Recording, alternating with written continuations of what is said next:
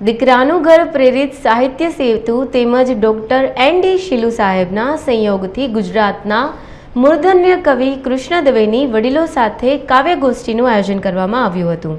તો ચાલો આ માણીએ રસપ્રદ કાર્યક્રમ. ઘૂમ્યો હું તો પળ પળ ઘૂમ્યો કે ઘૂમ્યો હું તો પળ પળ ઘૂમ્યો ઘૂમ્યો લખ 84 કે ઝૂમ્યો તો બસ ત્યારે ઝૂમ્યો કે જ્યારે જાત તપાસી.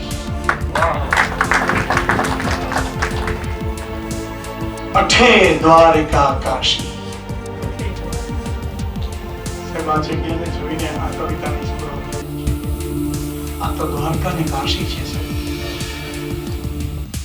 જાત તપાસીએ તો સાચી વાત માને. પણ અહીંયા જે વડીલો એવા છે એ બધાએ પોતાની જાત તપાસી છે અને આ આનંદ લૂટી રહ્યા છે કે દરિયા વચ્ચે પરપોટો ને પરપોટામાં હું કે દરિયા વચ્ચે પરપોટો ને પરપોટામાં હું જરાક ઝીણવટથી જોયું તો ચારે બાજુ તું કે ફટ દઈ ફૂટી ઉદાસી.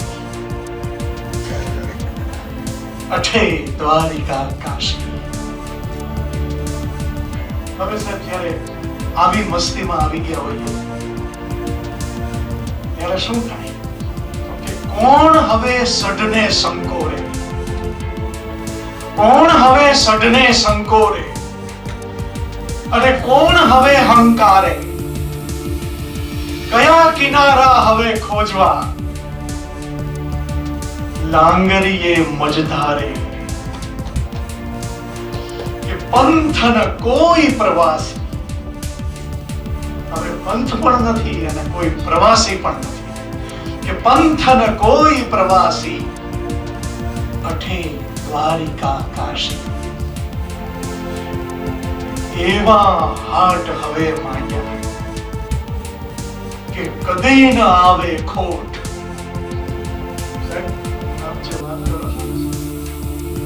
કોઈની ખોટ ના આવે, ક્યારેય ખોટ નહીં આવે. આ અવિરત ચાલતું રહેશે કારણ કે સેવા છે એ લોકોનું ધ્યાન ત્યાં જતું જ હોય છે અને લોકોનો પ્રતિસાદ મળતો જ હોય છે. તો આ સાહેબ એવી વસ્તુ છે કે એવા હાટ હવે માંડ્યા કે કદી ન આવે ખોટ. એ પણ એવે ઠેકાણે જ્યાં થાય કદીના ઓઠ,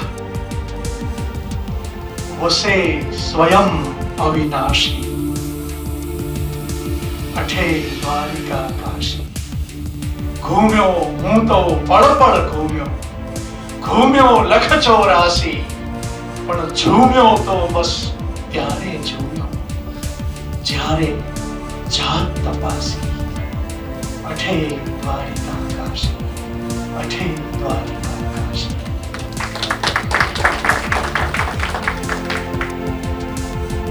શ્રાવણ મહિનો છે તો એ શિવને પણ જુદી રીતે યાદ કરીએ છીએ. શિવે શું કીધું કે એ પાદરું પીધું. શું પીધું તો ખબર છે તમને બધાને કે એ પાદરું પીધું. જેવું લાગ્યું એવું મેં તો સીધે સીધું કીધું. એ પાદરું પીધું કે સોસરવા સીધા સટ નીકળે એને ઈ દેખાય. સોસરવા સીધા સટ નીકળે એને ઈ દેખાય. વાયા વાયા કરતા રે ઈ વચમાં વંઠી જાય. તો સરનામું શું પૂછે? સરનામું શું પૂછે? સીધું કાંડું પકડી લીધું, એ પાદરું પીધું. કેવો એક અદ્ભુત શબ્દ છે ગુજરાતી, ઠેઠ. ઠેઠ જો બેઠાનો ઉપયોગ થયો, તમે કલ્પી શકો છો ઠેઠ થી કેટલી બધી અર્થ છાયા ઉભરે છે. બાકી પહોંચી ગયા, ઠેઠ પહોંચી ગયા.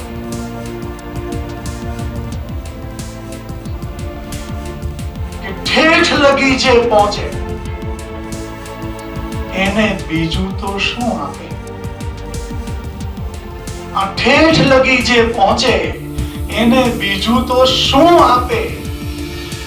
સામે આવે, દોટ મૂકે ને છાતી સરસા ચાપે, કે લાગે એવું લાગે વાલે વૈકુંઠ આપી દીધું, એ પાદરું પીધું. જેવું લાગ્યું એવું મેં તો સીધે સીધું કીધું, એ પાદરું પીધું, એ પાદરું પીધું. શિવને યાદ કરવાની વાત છે. અને બીજી સાહેબ એક અદ્ભુત વાત, અદ્ભુત કાવ્ય મળી ગયું કે બે આંખોનું કરી ત્રાજવું, જે પળપળને તોલે, એ કશું જ ના બોલે. બે આંખોનું કરી ત્રાજવું, જે પળપળને તોલે, એ કશું જ ના બોલે. બોલે એ અર્ધા પરધા, જેને હૈયે નહીં હામ, ના બોલે ને એને ત્યાં તો સ્વયં પહોંચતા રામ. કે જે જીવનને ચાખી ચાખી, જે જીવનને ચાખી ચાખી ભેદ ભીતર ના ખોલે, એ કશું જ ના બોલે. ને એને શું દરિયો, શું મોજા, ભરતી ઓટ સપાટી, કે જેણે તળિયાને તાકીને વાળી હોય પલાઠી. કે ઘૂઘવતા લય મહાપ્રલયને માણે છતાં ન ડોલે, એ કશું જ ના બોલે, એ કશું જ ના બોલે. એવા એવા કાવ્યો તો મળતા જાય છે. ક્યારેક જીવનમાં છે તમને એમ થાય ને કે અમને સાક્ષાત્કાર થઈ ગયો, આમ થઈ ગયું, એક ક્ષણ કેવી હોય છે, આમ એક નાનકડી ઝલક દેખાય અને ગુમ થઈ જાય. એ પ્રસન્નતાની ક્ષણ જે છે, એ પ્રસન્નતાની ક્ષણનો આકાર છે. કે કોણ અહીંથી ગયું સહેજ મલકાઈને, કોણ અહીંથી ગયું સહેજ મલકાઈને, ધૂળમાં એક બે જોઈ પગલી જરા, આંખ નીકળી પડી ત્યાં જ છલકાઈને. એક ઝલક છે અને તમને ખબર પડી ગયું કે એ કોણ ગયું, તમારી આંખ નીકળી જાય, એટલો હરખ થાય છે. કોણ અહીંથી ગયું સહેજ મલકાઈને, ધૂળમાં એક બે જોઈ પગલી જરા, આંખ નીકળી પડી ત્યાં જ છલકાઈને. ખેલતું કૂદતું શોધતું હું ફરે, ખેલતું કૂદતું શોધતું હું ફરે, ખેલતું કૂદતું શોધતું ગોદને, હૂંફનું બારણું જ્યાં સ્વયં ખોલતું, પાપણોમાં પ્રવેશી જતું હોય શું, આંખ મીચી જતું ઝૂલતું ઝૂલતું, આંખ મીચી જતું ઝૂલતું ઝૂલતું. કંઠ કોનો હશે, ગીત કોના હશે, કોણ પોઢાડતું હોય છે ગાઈને, કોણ અહીંથી ગયું સહેજ મલકાવી, લેરખીની હથેળી ફરે હેતથી, વૃક્ષની ડાળના ગુચ્છશા પર્ણમાં. ઓખો! તો હવે બરાબર, હવે હિસાબ બરાબર થઈ ગયો ને? તો બસ આવી બાળ કવિતાઓ ખૂબ કરું, બાળકોની સાથે ખૂબ આનંદ કરીએ સ્કૂલોમાં જઈને. તો આજે તમારા વડીલોની સાથે પણ આ બાળ કવિતાનો આનંદ લીધો. અને જુઓ, હવે પરસેવો વળી ગયો છે તો કાલ વળી ના પરિવાર.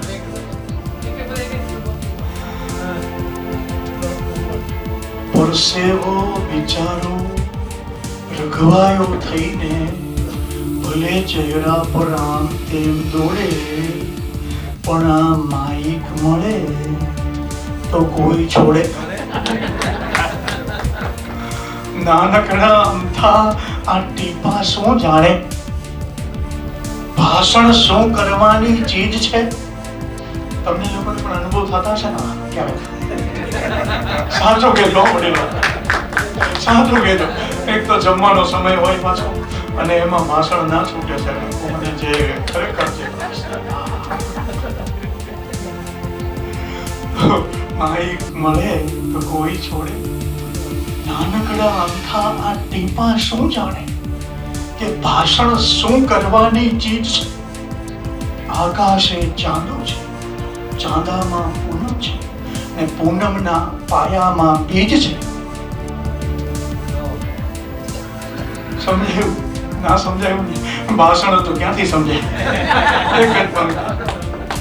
એ વિષયમાં એવો તો ફાંફે ચડે, ને તોય તંતુને આમ તેમ જોડે, પણ આ માઈક મળે તો કોઈ છોડે. અને સાહેબ ત્યાં ઓડિયન્સમાં નજર કરો તો શું મળે કે ઉધરસ ને નસકોરા રમતે ચડે,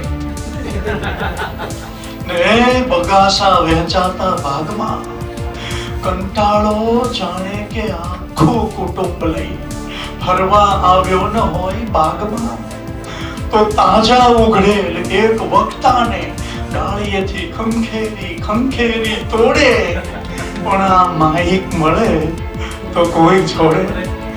અને છેલ્લી બે વાત, કેવો અદ્ભુત શબ્દ છે. છેલ્લી બે વાત એવું કાનમાં પડે ને કંઈક શ્રોતામાં જીવ પાછળ આવે. છેલ્લી છેલ્લી છે એવું બોલી બોલીને પાછો આખી કલાક એક ચાવે. તો સાકરના ગાંગડાને, આ સાકરના ગાંગડાને કચકચાવીને જાણે પકડ્યો હો ભૂખ્યા મંકોડે. આ માઈક મળે તો કોઈ છોડે ના છોડે. તો સાહેબ એક છેલ્લી કવિતા હું બોલું. છેલ્લી કવિતા વાંસલડી.com, morbich.com, વૃંદાવન આખું આ મારા કાનજીની વેબસાઇટ એટલી વિશાળ કે કયા કયા નામ એમાં રાખું.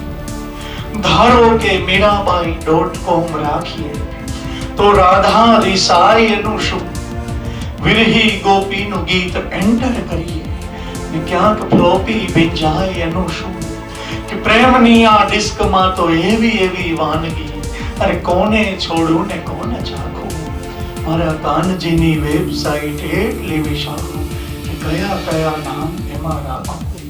ગીતાજી.com એટલું ઉકેલવામાં ઉકલી ગઈ પંડિતની ચા કે જાત બળી જાય અથવા તો હાથ બળી જાય, છતાં ખ્યાલ ના રહે ને એ જ માણે આ પૂનમની રાત. તુલસી કબીર સુર નરસૈયો થઈએ તો ઉકલે છે કંઈક ઝાંખું ઝાંખું. મારા કાનજીની વેબસાઇટ એટલી વિશાળ કે કયા કયા નામ એમાં રાખું. એ જ ફક્ત પાસવર્ડ મોકલી શકે છે જેના સ્ક્રીન ઉપર નાચે છે શ્યામ. એને શું વાયરસ ભૂંસી શકવાના, જેના ચીર પૂરી આપે ઘનશ્યામ, જેના ચીર પૂરી આપે ઘનશ્યામ. અરે ઇન્ટરનેટ ઉપર એ થનગન તો આવે. હું કોઈ દિવસ વિન્ડો ના વાખું.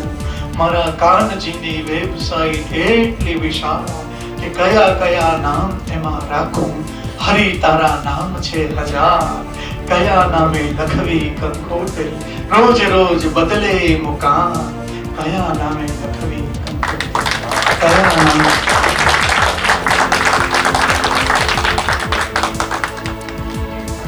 એને થાતું કે ઈચ્છાને આધીન રહી આ નહીં મર્યાની માથાકૂટ છે.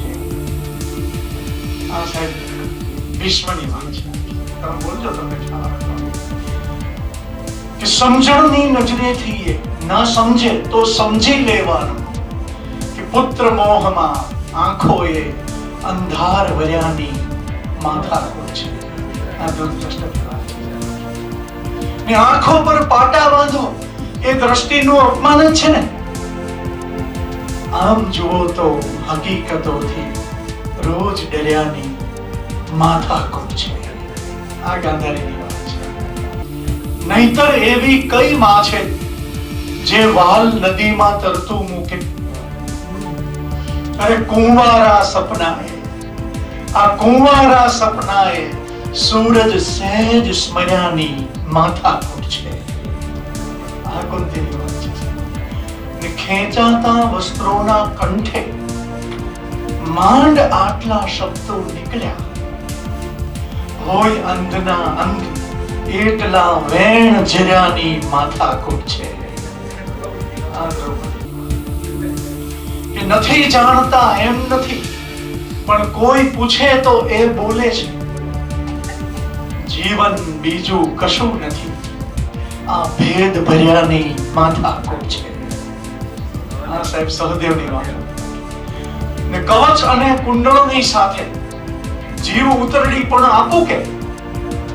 અરે હોવું એ તો અકસ્માત છે, તેજ ખર્યાની માથાકૂટ છે. આ કર્ણની વાત.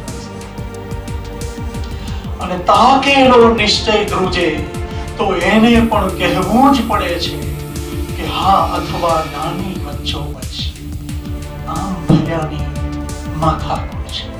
આ અર્જુનની વાત છે કે અંગૂઠો ખોયાનો અમને રંજ હજુએ છે જ નહીં, બસ ખોટી મૂરત સામે સાચા થઈ ઉભર્યાની માથાકૂટ છે. આ સાહેબ એકલવ્યની વાત.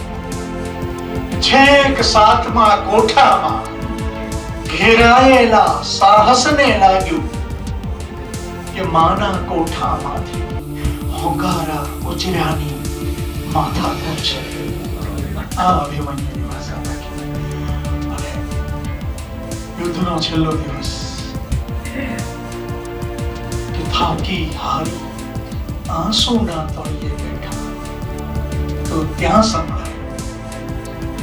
એવું કહેવાય છે કે દુર્યોધન પાણીના જરામાં સંતાઈને બેઠો હતો. તો પાણીનો જરો તો ક્યાંથી હોય સાહેબ? યુદ્ધ પછી તો આંસુ જ હોય ને. કે થાકી હારી આંસુના તળિયે બેઠા તો ત્યાં સંભળાયું કે ધર્મ જાણવા છતાં અધર્મે રહી ઉછર્યાની માથાકૂટ છે. આ સાહેબ દુર્યોધનની વાત હતી. ક્યાં છે ને કેવું છે એ હું સમજાવું પણ કેવી રીતે? સત્ય એટલે મુઠ્ઠીમાંથી રેત સર્યાની માથાકૂટ છે. આ યુધિષ્ઠિર છે. ને મહાકવિ તો કહેવાયા, પણ સાચું કહું આ વ્યથા કથામાં ઊંડે ને ઊંડે ઉતર્યાની માથાકૂટ છે. તો આ સાહેબ આખું મહાભારત મેં તમને બે પંક્તિમાં સંભળાવ્યું. મને બહુ પ્રસન્નતા છે એ વાતની કે પાછળ મોટી ઉંમરના બા બેઠા છે બધા, એ લોકો અંદરો અંદર સરસ પાત્રની વાત કરતા હતા બધા. તો મારું જે કંઈ મેં રજૂ કર્યું એ તમારા સુધી પહોંચ્યો એનો આનંદ છે. અને હવે હું બે બાળ કાવ્ય કહું અને પછી મારી વાત પૂરી કરીશ. પછી મારી વાત પૂરી કરીશ. તો બાળ કવિતા વડીલોને તો ખાસ ગમે.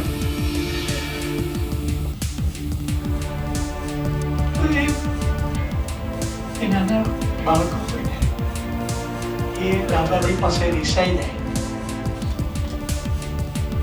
પછી શું થાય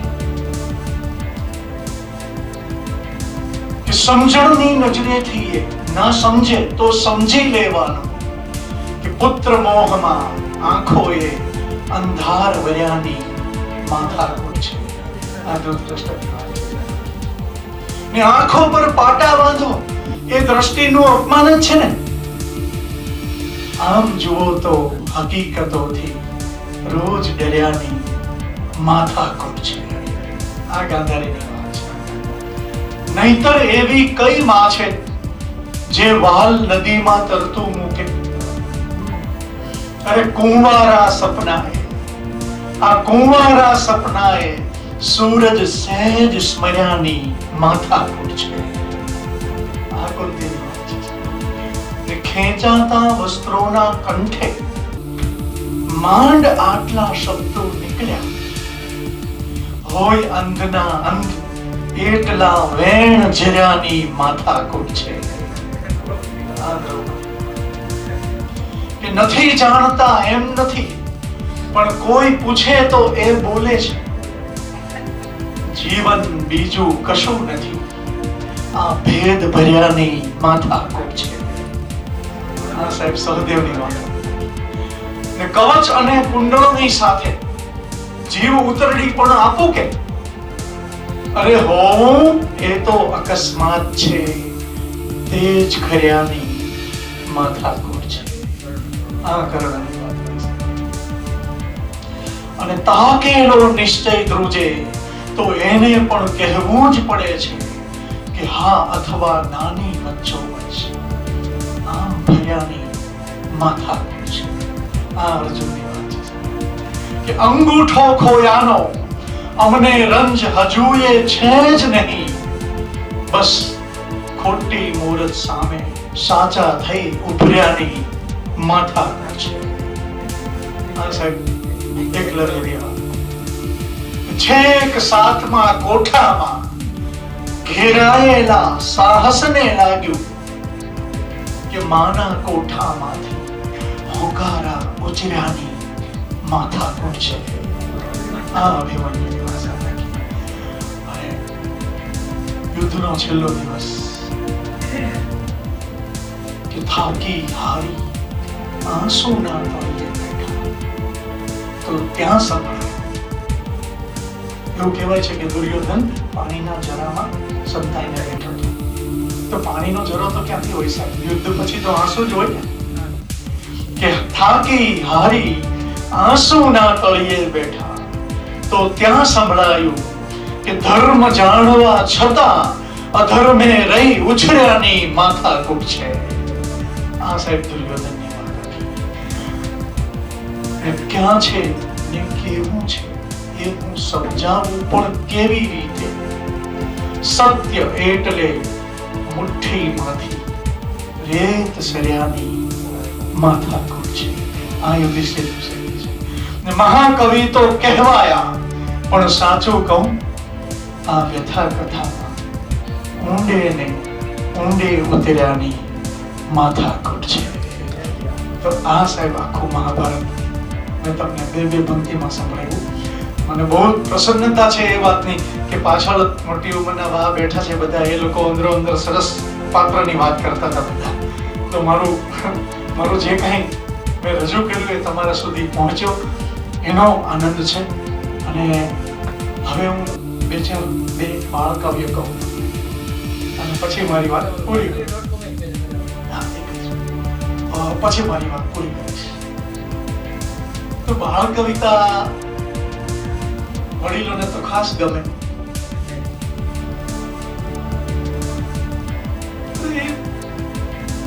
એ નાના બાળકો હોય ને એ દાદાજી પાસે રિસાઈ જાય તો પછી શું થાય?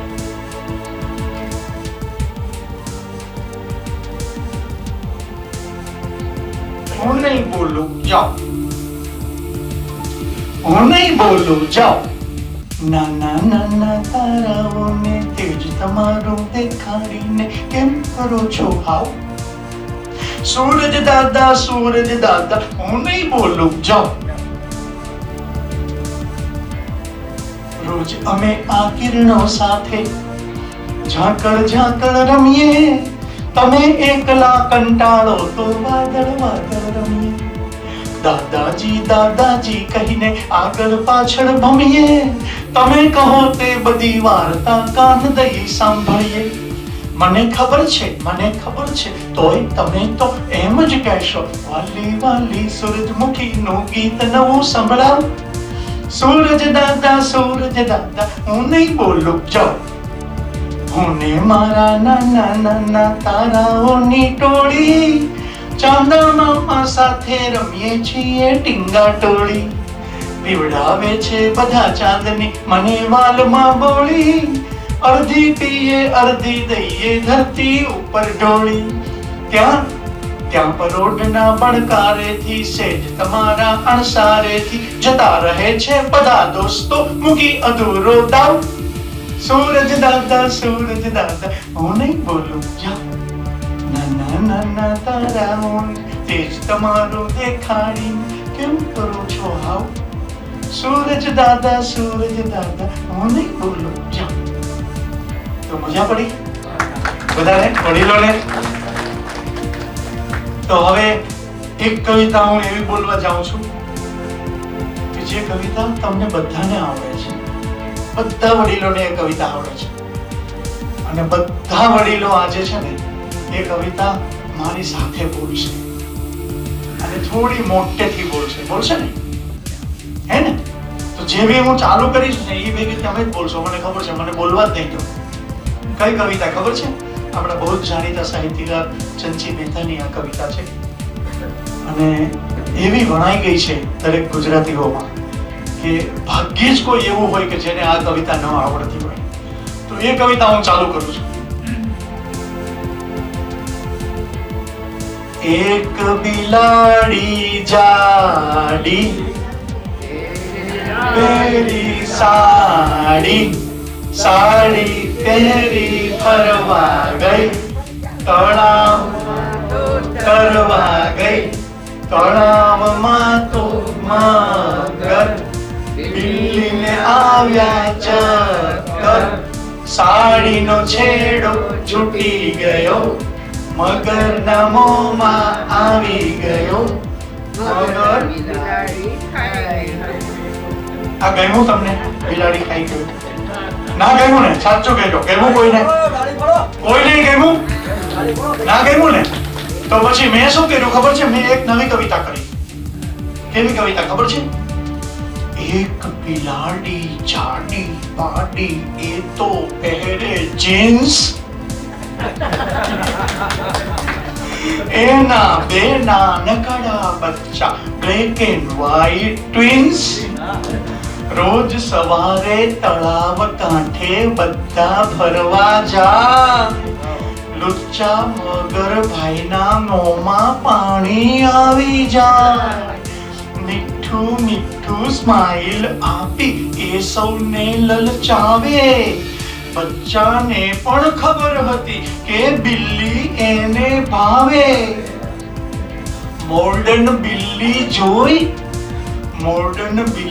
જોઈ મગરનું ચિત્ત ચડે ચકરાવે, આ તે કેવી બિલ્લી જેને ચક્કર પણ ના આવે. તો એક દિવસ તો બિલ્લી બાઈએ મનમાં વાળી ગાંઠ, કદી ભૂલે નહીં એવો શીખવું મગરભાઈને પાઠ.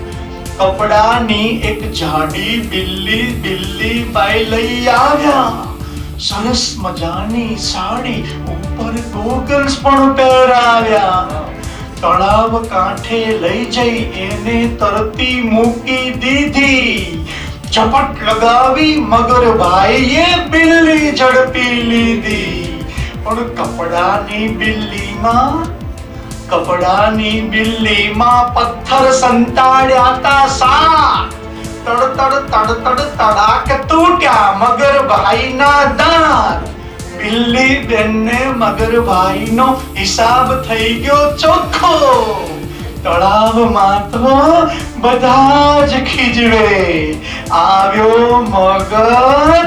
22 દીકરીઓના દર વર્ષે સંસ્થા દ્વારા જાજરમાન લગ્નોત્સવનું આયોજન કરવામાં આવે છે. અત્યાર સુધીમાં લગભગ 88 દીકરીઓના આ પ્રકારે લગ્ન થઈ ચૂક્યા છે. આ વર્ષે પણ 17મી ડિસેમ્બરના રોજ વાલોડીને વિવાહ 5 યોજાવાના છે. સમાજમાંથી એમાં પણ ખૂબ સહકાર. કૃષ્ણભાઈ કોઈ ટાટા અંબાણી બોલી જાવ એવા પણ સરસ રાજકોટના આગળ અવસર યોજાય છે. સમાજમાંથી ખૂબ સહકાર મળે છે. દરેક દીકરીઓને 2-3 લાખનો કરિયાવર, દરેક દીકરીઓને યાદ રહી જાય જીવનભર. તો સરસ મજાનો ઉત્સવ, લગ્ન પતી જાય પછી હનીમૂન માટે પણ દંપતીઓને મોકલવામાં આવે છે. બધા જ પ્રકારની વ્યવસ્થા આવી કરવામાં આવે છે અને સમાજમાંથી ખૂબ સહકાર મળે છે. આ રીતે દીકરાનું ઘર વૃદ્ધાશ્રમ કાર્યરત છે. સાહિત્યની પ્રવૃત્તિ પણ દીકરાનું ઘર વૃદ્ધાશ્રમ કરે છે. સાહિત્ય સેતુના માધ્યમથી છેલ્લા 4 વર્ષથી રાજકોટ શહેરની અંદર સાહિત્ય પ્રવૃત્તિને વેગ મળે, શહેરીજનો સાહિત્ય પ્રવૃત્તિમાં રસ લેતા થાય, નવોદિત કવિઓને પ્રોત્સાહન મળે, તક મળે, એટલા માટે તેને સાહિત્ય સેતુના માધ્યમથી છેલ્લા 4 વર્ષથી સાહિત્યિક પ્રવૃત્તિઓ પણ સંસ્થા દ્વારા થાય છે. હમણાં છેલ્લા 11 મહિનાથી પુસ્તક પર્વનો પણ પ્રારંભ કરવામાં આવ્યો છે. આજે વાંચન તરફથી લોકો વિમુખ થઈ ગયા છે, વાંચનની પ્રવૃત્તિ સાવ ઘટી ગઈ છે. ત્યારે નવી પેઢી વાંચતી થાય, વાંચન લાઇબ્રેરીઓ ફરી ધમધમતી થાય એવો અમે પ્રયાસ રાજકોટ અભિયાન શરૂ કર્યું છે. વાંચન જાગૃતિ અભિયાન અમે પ્રારંભ કર્યો છે. આવી નાની મોટી અનેક પ્રવૃત્તિઓ આ સંસ્થા દ્વારા થાય છે. આજે આપણા કાર્યક્રમમાં આપણા નિમંત્રણને માન આપી આપણા કાર્યક્રમમાં જેઓ વિશેષ ઉપસ્થિત છે, રાજકોટ શહેરના જાણીતા સુપ્રસિદ્ધ તબીબ ડોક્ટર પ્રકાશ મોઢા સાહેબ, ગોકુલ હોસ્પિટલ માધ્યમથી હજારો લોકોને નવજીવન બક્ષવામાં નિમિત્ત બન્યા છે. પોતે તબીબ હોવા છતાં રાજકોટ શહેરની અનેક સંસ્થાઓ સાથે પણ સંકળાયેલા છે. ખૂબ સેવાભાવી છે, માનવતાવાદી છે. અમારી સાથે પણ ખૂબ નિકટનો નાતો છે. સંસ્થામાં સાહેબ આની પહેલા પણ 8-10 વર્ષ પહેલા પધાર્યા હતા. આજે ફરીવાર સાહેબ પધાર્યા છો. આપનું ખૂબ ખૂબ સ્વાગત કરું છું, આપને આવકારું છું. હું પંકજભાઈ રૂપારેલીને વિનંતી કરીશ કે સાહેબનું સ્વાગત કરે. પંકજભાઈ રૂપારેલી. સમર્પણ ચેરિટેબલ ટ્રસ્ટ સંચાલિત આપણું આ જે દીકરાનું ઘર છે એનો 3 દાયકા જેવો ઇતિહાસ થોડા વર્ષોમાં થઈ જશે. આપણે અહીંયા ઘણી વખત રાજકોટ પધારેલા મહાનુભાવોને અહીંયા આમંત્રિત કરીએ છીએ. એ શ્રેણીમાં દીકરાનું ઘર જે સંસ્થા છે આપણી, એના અંતર્ગત રાજકોટમાં સાહિત્ય સેતુ, રાજકોટના લગભગ 250 જેટલા નાના મોટા સર્જકો, કવિઓ, લેખકો, બ્લોગ લખનારાઓ એમનું આપણે એક સંકલન કરીને સાહિત્ય સેતુ સંસ્થા જે ચલાવીએ છીએ, એના ઉપક્રમે આજે માધવ શરાફી મંડળીના આંગણે પધારેલા કૃષ્ણભાઈ દવે, એમના ધર્મપત્ની અને આ સંકુલમાં રહેતા આપણા માતા પિતાઓ, એ સૌનું આજના કાર્યક્રમમાં સ્વાગત છે. અહીં જ્યારે પણ મહેમાનોને લઈને આવવાનું થાય એટલે સ્વાભાવિક સંસ્થાની મુલાકાત પણ તો થઈ જાય, પણ જે મહાનુભાવો અહીંયા આવ્યા હોય એ અમારી સાથે વધુ મિનિટો અને વધુ કલાકો ગાળે, જે સિટીની અંદર શક્ય ન હોય. આજે અહીંયા ખૂબ જ શાંતિનું વાતાવરણ છે, ત્યારે સાહિત્ય સેતુ પરિવાર તરફથી અહીં મંચસ્થ ડૉક્ટર સાહેબ મોઢા સાહેબ અને ડૉક્ટર શીલુ સાહેબ અને સંકલન કરનાર માધવ શરાફી મંડળીના પણ બધા છે. એટલે અમારી સંસ્થા જે છે એ આજે ભાગ્યશાળી થઈ કે અહીંયા દીકરાનું ઘર, શ્રાવણ મહિનો અને સવારનો સરસ મજાનો આ ઉપક્રમ, એમને તો ઘણી વ્યસ્તતા હોય સાહેબને અને અમદાવાદથી ખાસ આવેલા છે, તો આપણે એમને મળીએ અને એમને સાંભળીએ અને એ ખરેખર આપણને મળવા આવ્યા હોય એવો એમનો પણ વિચાર છે. તો આજના કાર્યક્રમમાં ઉપસ્થિત સૌનું મંચસ્થ અને સમક્ષ જે લોકો છે એ સૌનું સંસ્થા વતી હું હાર્દિક સ્વાગત કરું છું અને આપણે આપણો કાર્યક્રમ પ્રારંભ કરી રહ્યા છીએ. ગુંજતું નામ છે. કાવ્ય રસિકો તથા સર્વ નગર સૃષ્ટિઓએ કાલે રાત્રે એમને ખૂબ માણ્યા. બાળકોએ સવારે માણ્યા, રાત્રે વડીલોએ અને પ્રૌઢે માણ્યા, સૃષ્ટિઓ માણ્યા. આજે આપ સૌ વડીલો સમક્ષ કૃષ્ણભાઈ આપણા જ છે. કૃષ્ણ સર્વસ્વ વસે છે. એટલે આપણા સૌરાષ્ટ્રના ધારી ગામે એમનો જન્મ થયો 1963માં. બ્રાહ્મણ હોવા છતાં એને આઈટીમાં એ વખતે સુથારીનું મળ્યું એટલે સુથારીમાં પ્રવેશ મેળવી સુથારી કામ એ એમને આજીવિકા શરૂ કરી, એની યાત્રા શરૂ થઈ. આજે પણ ડોર સ્ક્રીન જે કહી શકાય એના એ એક્સપર્ટ છે, કવિતાના એક્સપર્ટ છે. એનું નામ છે આદરણીય શ્રી કૃષ્ણભાઈ દવે. સરળ, એકદમ સરસ વ્યક્તિત્વ છે. આપણે કહીએ ને આધ્યાત્મિક જીવ, શરીર જેની બાજુમાં રહેવાથી પણ આપણે ઉર્જા મળે, એવા શ્રી કૃષ્ણ દવે છે. સાબર કવિ છે.